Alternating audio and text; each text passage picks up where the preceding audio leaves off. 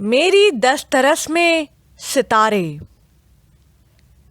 اس novel کو تحریر کیا ہے مریم اکرام نے. گلابی رنگ کے سوٹ میں وہ معمول کے مطابق بالوں کی چوٹی بنائے فرنٹ سیٹ پر آ کر بیٹھ گئی. شاہر نے ایک نگاہ غلط اس پر ڈالی اور گاڑی اسٹارٹ کر کے انجان راستوں پر ڈال دی. نگار کا دل خوشی اور پائے جانے کے احساس سے لبریز تھا. جو شخص 5 سال تک اس کے لیے غیر اہم تھا اب 5 منٹ میں وہ روئے روئے میں بس گیا تھا. محبت کا احساس اسے پوری شدتوں سے جکڑے ہوئے تھا. کتنا اچھا موسم ہے. شاہر نے کافی دیر بعد سکوت توڑا.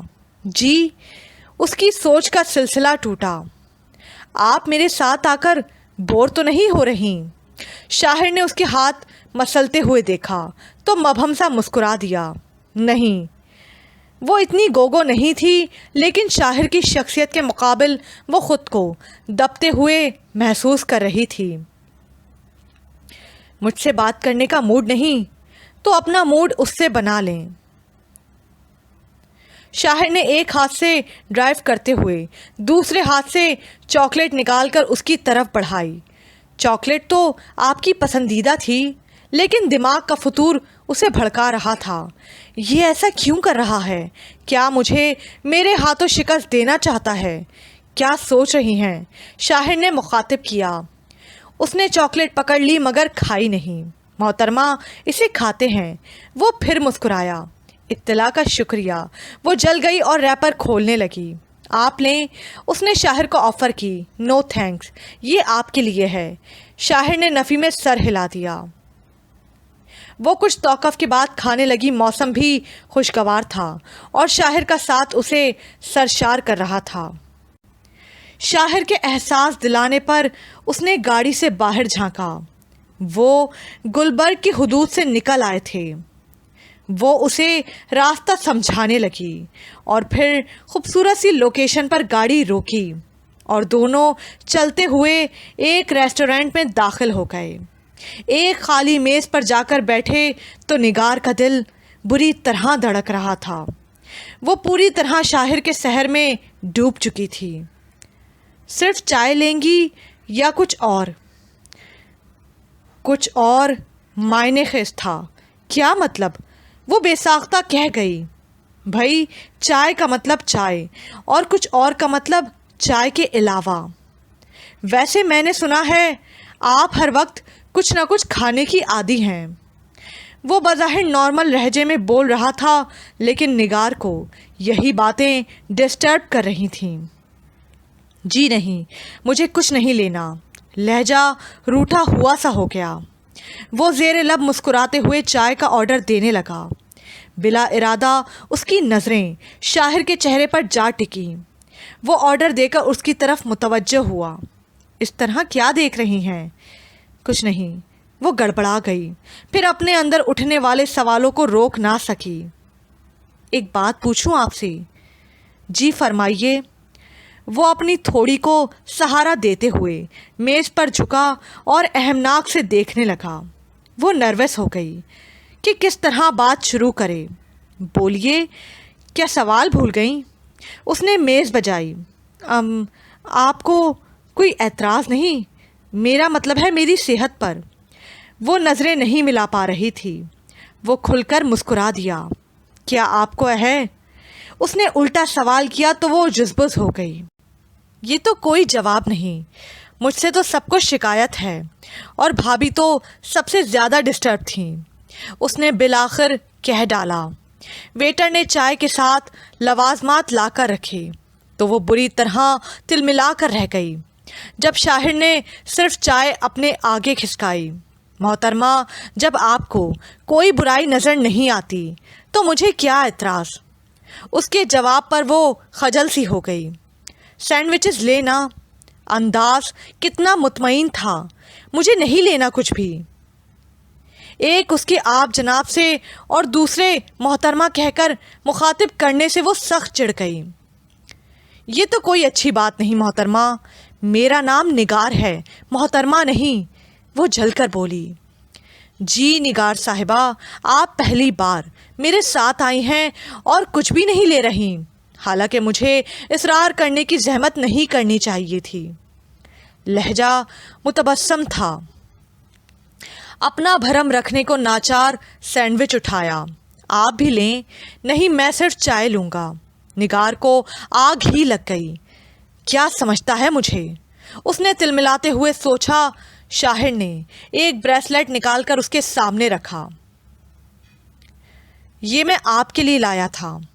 تھینکس، لیکن میں تو سمجھتی تھی، مجھے پتا ہے آپ کیا سمجھتی ہوں گی، یہ ایک چھوٹا سا گفٹ ہے جو میں اپنی طرف سے لایا تھا، باقی گفٹ تو ممی اور بھابھی نے بھیجے ہیں۔ شاہر نے ٹوک کر جواب دیا۔ شکریہ۔ اس نے ایک نظر دیکھا۔ محترمہ پہن لیں، یہ پہننے کے لیے ہوتا ہے۔ اف خدایا، یہ لب و لہجہ! وہ سٹپٹا گئی اور بریسلٹ اسے پہننا پڑا۔ ہیلو موٹی۔ منزہ نے دروازہ کھول کر اندر جھانکا۔ نگار راکنگ چیئر پر ہاتھ میں کتاب اور سیب پکڑے جھول رہی تھی۔ مدھم سی آواز میں ٹیپ چل رہا تھا۔ آئے ہو میری زندگی میں تم بہار بن کر۔ اچھا جناب، تو شاہر تمہاری زندگی میں بہار بن کر اتر ہی آیا۔ منزہ نے آتے ہی چھیڑا۔ شاہر کا نام سن کر اس کے چہرے پر ایک رنگ سا بکھر گیا جو پہلے کبھی نہ دیکھا تھا۔ اس نے ہاتھ بڑھا کر سی ڈی آف کی۔ اتنے دن سے کہاں تھیں؟ اور احسن، وہ بھی ملنے نہیں آیا؟ نگار نے کتاب بند کر کے رکھ دی۔ وہ میں بعد میں بتاؤں گی، پہلے مجھے بتاؤ، شاہر انکار کر کے چلا گیا یا مذاکرات جاری ہیں؟ منزہ نے اسے چھیڑا۔ Shut up for your kind information, وہ بہت اچھا ہے۔ اس نے کوئی اعتراض نہیں کیا۔ مجھے پرسوں گھمانے بھی لے گیا تھا اور یہ بریسلٹ بھی گفٹ کیا ہے۔ اس کا ذکر کرتے ہوئے نگار کا چہرہ تمتمانے لگا۔ ایک ہی سانس میں اس نے ساری باتیں بتا کے اسے یقین دلانے کی کوشش کی۔ منزہ نے حیرت سے اسے دیکھا۔ ریئلی؟ ہاں، وہ نیچے ہی تو ہے۔ تم ملی نہیں؟ نگار نے جلدی سے کہا۔ ملی تو ہوں، اسی لیے مجھے حیرت ہو رہی ہے، وہ تو بہت زبردست پرسنالٹی ہے۔ کیا واقعی اس نے کوئی اعتراض نہیں کیا نگار؟ وہ بے یقینی سے بولی۔ ہاں، اور سچ بتاؤں منزہ، مجھے اس سے محبت ہو گئی ہے۔ تم کو اندازہ ہی نہیں کہ مجھے یہ دن رات کتنے اجنبی لگ رہے ہیں۔ میرا دل چاہتا ہے وہ سامنے بیٹھا رہے اور میں اسے دیکھتی جاؤں، وہ بولتا رہے اور میں سنتی رہوں۔ میں خود کو خوش قسمت ترین لڑکی تصور کر رہی ہوں۔ نگار آنکھیں بند کیے اس کے تصور سے مہک رہی تھی اور منزہ حیران تھی۔ مجھے اب بھی یقین نہیں وہ صرف اپنی بہن کی خاطر ایسا کر رہا ہے، ورنہ تم خود سوچو، انگلینڈ سے آیا ہوا ایک خوبرو اور بے حد اسمارٹ بندہ۔ منزہ نے ایک نگاہ نگار کے لٹکے ہوئے جسم پر ڈالی اور بات ادھوری چھوڑ دی۔ کچھ دیر کو تو نگار کا دل بند ہو گیا۔ خیر تمہیں کیا، تمہیں وہ اچھا لگا اور مل بھی جائے گا، ورنہ خود سوچو۔ چلو خوبصورت تو تم بھی ہو، لیکن اتنی موٹی لڑکی کو وہ اتنی آسانی سے کیسے قبول کر سکتا ہے؟ ہاں، مجھے کیا، اس نے بے دلی سے کہا۔ احسن کراچی گیا ہے، آپ ہی کے میاں نوکری کے سلسلے میں 2-3 مہینے کے لیے باہر جا رہے ہیں اور وہ اتنے عرصے وہیں رہے گا۔ افرا کی شادی کی تاریخ طے ہو گئی ہے، کل ہم سب شاپنگ کے لیے جا رہے ہیں، اگر چلنا ہے تو بتا دو، میں صبح پک کر لوں گی، آنا ہوگا تو فون کر دوں گی۔ اس نے بے دلی سے کہا۔ منزہ، کیا واقعی شاہر مجھے پسند نہیں کرتے؟ وہ صرف مہرین بھابھی کا گھر بچانے کے لیے آفر کر رہے ہیں۔ وہ ایسا سوچنے پر مجبور ہو گئی۔ مجھے تو یہی لگا ہے۔ تمہیں کیا فرق پڑتا ہے؟ تمہاری تو شادی اسی سے ہوگی نا۔ ویسے اگر تم چاہو تو خود پر کنٹرول کر سکتی ہو۔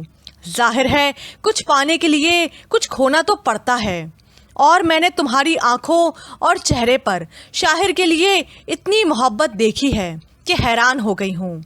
منزہ نے اس کی تھوڑی اٹھائی۔ میں کچھ کھو نہیں سکتی منزہ، شاہر میرا ہی ہے، چاہے جیسے بھی ہوں۔ وہ یکدم اٹھ کر ٹہلنے لگی۔ تمہاری مرضی بھائی۔ اچھا اب میں چلوں، صبح تیار رہنا، میں آؤں گی لینے۔ چھریرے بدن کی منزہ جس طرح آئی تھی اسی طرح اچھلتی ہوئی چلی گئی اور نگار کو وسوسے بخش گئی۔ محبت کے جذبوں سے مخموریہ صبح اور شامیں اس کے لیے بالکل نہیں تھیں۔ اس کے اندر جو مخفی جذبے بیدار ہوئے تھے ان کے رنگوں میں ہر چیز کے معنی بدل گئے تھے۔ رات بستر پر لیٹتے ہی شاہر کا خیال اسے اپنی لپیٹ میں لے لیتا۔ وہ اس کی معمولی باتوں کے بھی کئی معنی کھوجتی، اس کی نظروں میں اپنائیت کے رنگ تلاش کرتی۔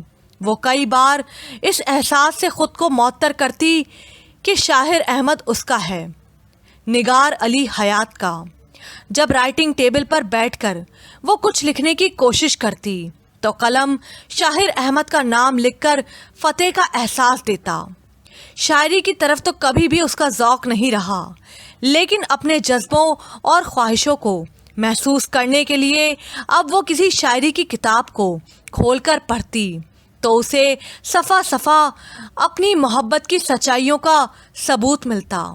اسے محسوس ہوتا کہ جیسے یہ سب کچھ اسی کے احساسات کو مد نظر رکھ کر لکھا گیا ہے۔ اس کے دن رات محبت کی بارش میں بھیگتے ہوئے گزر رہے تھے۔ وہ ان لمحوں کا انتظار کر رہی تھی جب شاہر اس کا ہاتھ تھام کر اس کے جذبوں کو امر کرے گا۔ ان جذبوں سے روشناس ہونے سے پہلے اس کو اندازہ نہیں تھا کہ محبت میں کسی کی بھوک کیسے مر جاتی ہے، نیندیں کیوں جاگ جاتی ہیں، کوئی کھلی آنکھ خواب کا ہاتھ کیوں تھام لیتا ہے، آہٹوں کے پیچھے سماعتیں کیوں بھاگتی ہیں، نظریں بس ایک چہرے کو دیکھنے کے لیے کیوں ترستی ہیں۔ اسے تو ان سب سوالوں کا بس ایک ہی جواب لگتا تھا، شاہر احمد، جس نے اسے محبتوں کا تاج پہنایا تھا، ہر وقت بولنے والی لڑکی کے لبوں پر چپ لگ گئی تھی۔ وہ تو اب صرف شاہر کی بات کرنا چاہتی تھی، اسے سننا چاہتی تھی۔ اس نے سالوں کی محبت کا سفر چند لمحوں میں طے کیا تھا۔ وہ اس انہونے سفر سے تھکی نہیں تھی، بلکہ اس کے وجود کو ہلکا پھلکا کر دیا تھا۔ وہ شیشے میں خود کو دیر تک دیکھنے لگی تھی، اس کے پور پور میں شاہر کی محبت بس گئی تھی۔ انہی دنوں افرا کی شادی کا دن آن پہنچا، لیکن وہ کئی دن پہلے خالہ کے گھر نہیں گئی تھی۔ جتنے پل شاہر کو دیکھتے گزر جائیں اس کے لیے کم تھے۔ گرمیوں کا زور ٹوٹ رہا تھا۔ شاہر لان میں ٹہلتا ہوا شیکسپیئر کو پڑھ رہا تھا۔ ایک تیز رفتار گاڑی نے گیٹ کے سامنے بریکیں لگائیں، پھر اگلے ہی لمحے منزہ ہستی مسکراتی اندر داخل ہوئی۔ بلیک کلر کے کرتے اور جینز کے ساتھ ہلکا سا اسکارف لیے وہ چہکتی ہوئی اس کے قریب آئی۔ ہائے، وہی پرجوش اور شوق انداز۔ ہیلو، خاصی مہارت ہے لاہور کی سڑکوں پر اس اسپیڈ سے گاڑی چلانے کی، وہ دوستانہ انداز میں بولا۔ وہ جواباً ہنس دی۔ صبح ہی صبح آمد، خیریت؟ ارے جناب، مجھے آپ سے سخت شکایت ہے۔ آپ کے آنے کے بعد نگار کی میری طرف توجہ کم ہو گئی۔ اب ادھر آج افرا کی مہندی ہے اور نگار صاحبہ گھر بیٹھی ہیں۔ احسن تو بے حد خفا ہے، اس لیے لینے بھی نہیں آیا۔ اس نے شاہر سے شکوہ کرتے سارا الزام اس کے سر تھوپ دیا اور وہ قدرے پریشان ہو گیا۔ مگر منزہ، میں نے تو انہیں نہیں روکا۔ اس نے فوراً صفائی پیش کی اور منزہ کی ہنسی چھوٹ گئی۔ حد ہو گئی شاہر صاحب، ذرا سا مذاق بھی نہیں سمجھتے، آئیے اندر۔ وہ اس کے پیچھے چلا آیا۔ نگار ٹیلی فون پر کسی سے بات کر کے پلٹی تو وہ دونوں کسی بات پر ہنستے ہوئے اندر داخل ہوئے۔ وہ ایک لمحے کو ٹھٹکی۔ بہت انٹرسٹنگ ہے آپ کی کزن، شاہر نے نگار کے سامنے تعریف کی تو وہ مجھے دل سے مسکرا دی۔ جی، نگار جانتی ہیں۔ وہ اپنے شارٹ کٹ بالوں پر بے نیازی سے ہاتھ پھیر کر بولی۔ مجھے تو آج پتہ چلا ہے نا۔ وہ خالی نشست پر نگار سے کچھ فاصلے پر بیٹھ گیا۔ منزہ نے ایک ٹک ان دونوں کو دیکھا اور پھر ہنسنا شروع کر دیا۔ کیا ہوا؟ کوئی لطیفے لکھے ہیں ہمارے چہرے پر؟ نگار اس کی ہنسی کا مطلب سمجھ گئی تھی۔ آج میں ہنس رہی ہوں، کل سب ہنسیں گے تم دونوں کی جوڑی دیکھ کر۔ وہ بلا سوچے سمجھے بولی۔ نگار کا چہرہ خفت سے سرخ پڑ گیا اور شاہر اسے دیکھ کر سنجیدہ ہو گیا۔ جناب، آپ تو آدھے ڈاکٹر ہیں، مطلب ڈاکٹری ہی پڑھی ہے نا؟ اسے سمجھائیے کہ کیا نقصان ہو رہا ہے، اس کا بھی اور آپ کا بھی۔ منزہ نے نگار کے چہرے پر لہرانے والا سایہ نظر انداز کر دیا۔ خوب انجوائے کر رہی ہے شادی۔ شاہر نے سرے سے ہی موضوع بدل دیا اور اس کی بے اعتنائی پر کانٹا سا نگار کے دل میں چبھا۔ ارے ہاں، اٹھو جلدی سے بیگ تیار کر کے لے آؤ۔ احسن غصے سے پاگل ہو رہا ہے اور امی بھی بہت ناراض ہیں۔ جلدی کرو، فٹافٹ اٹھو، ابھی بہت کام ہے گھر میں۔ اسے شاہر کی بات پر یاد آیا کہ وہ نگار کو لینے آئی ہے اور وہ تو خود وہاں سے اٹھنا ہی چاہ رہی تھی۔ ذرا خیال نہیں منزہ بدتمیز کو، وہ اسے دل ہی دل میں برا بھلا کہتے ہوئے کمرے میں چلی گئی۔ کم مائیگی اور شاہر کی طرف سے اس بات پر خاموشی کے احساس نے اس کی پلکیں بھگو دیں۔ وہ تیار ہوتے ہوئے بلا وجہ روتی رہی۔ وہ اتنے دن سے کھانے میں بھی احتیاط برت رہی تھی، پھر پتہ نہیں کیوں کوئی بھی اس کے احساسات کو سمجھ نہیں رہا تھا۔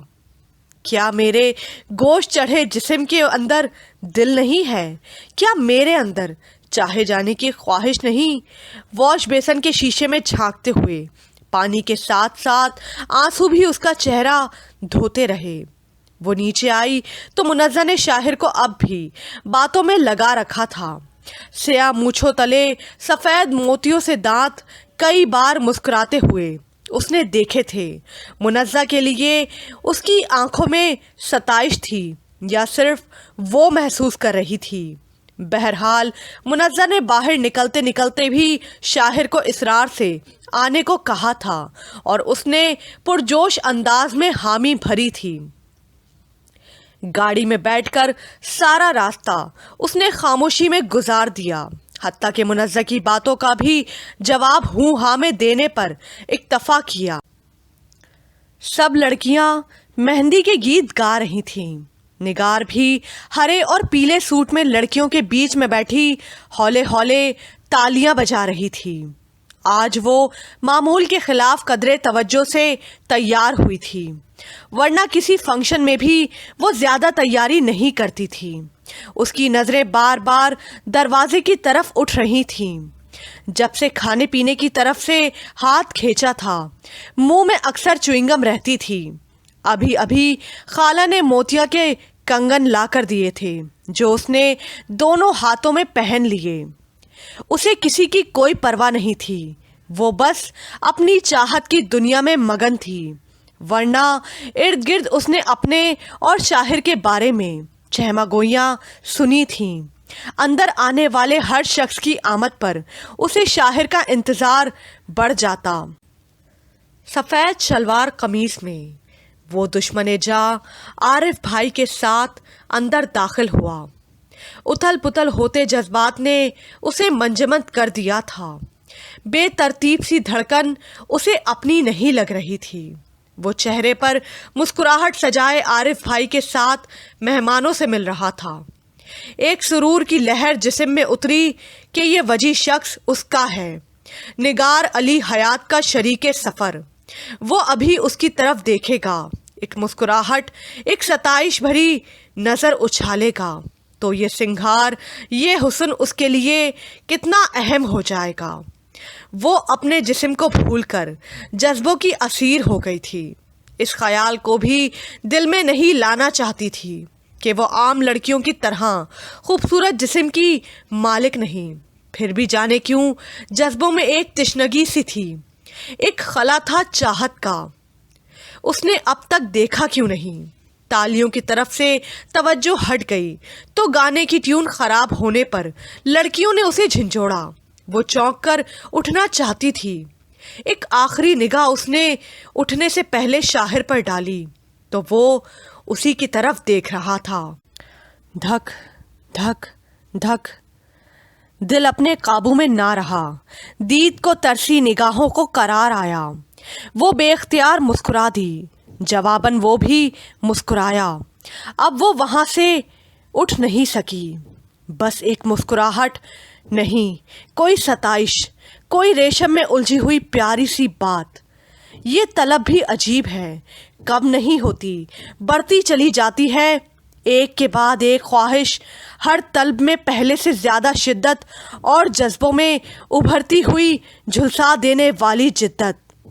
یہ دوسرا دل کیوں محسوس نہیں کرتا؟ وہ کیوں نہیں جلتا؟ وہ اس کے اشارے کی منتظر تھی. دل میں اٹھنے والی خواہشوں کو اپنے جذبات کی ڈور تھما دی، اپنے اندر اترے ہوئے محبت کے سیلاب میں ڈوب گئی. وہ تنہا کیوں ہے؟ وہ میرے ساتھ کیوں نہیں ڈوبتا؟